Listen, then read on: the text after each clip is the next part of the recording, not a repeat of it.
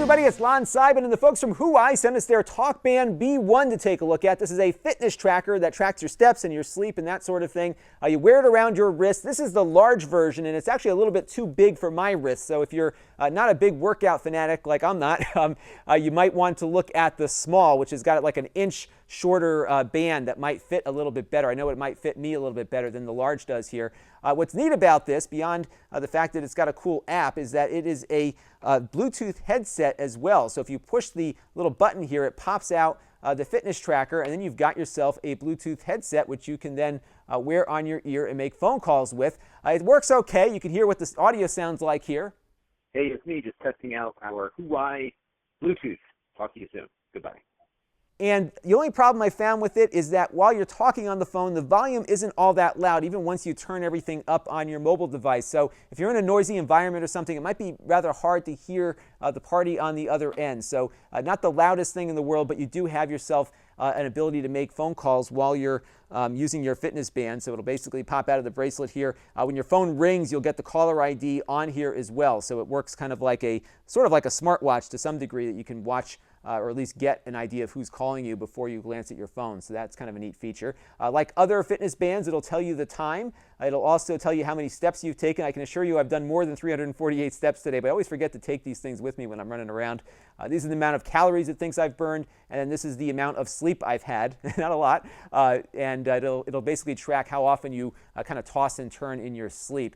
The other neat thing is how it charges. So once the fitness tracker is installed onto the wristband, there's a USB port here at the bottom, so you just plug this into your USB port on your computer, and it will begin charging up the device. So not too bad there. So the band is okay. It's a little hard to get on. I found that it's often hard when you're trying to get this on your wrist to kind of get it to go into position so you can poke these little pegs through the holes on it. I think as it gets broken in, it might get a little bit better. It's got a really cool app though. Let's check that out. So the app is pretty attractive. It works on iOS and Android, and all you got to do is just kind of pull down the app there, and it will sync up and grab all of the steps you've taken and all the sleep you've had and dump it into the app. You can check out things like on a daily or weekly basis or monthly basis as well, so you can see how often you took steps during the day. It's kind of what you would see on a lot of other competing devices as well. It'll also track how often during the night that you tossed and turned and that sort of thing as well. Now, the one thing that I don't like about it is that it is always synced up as both the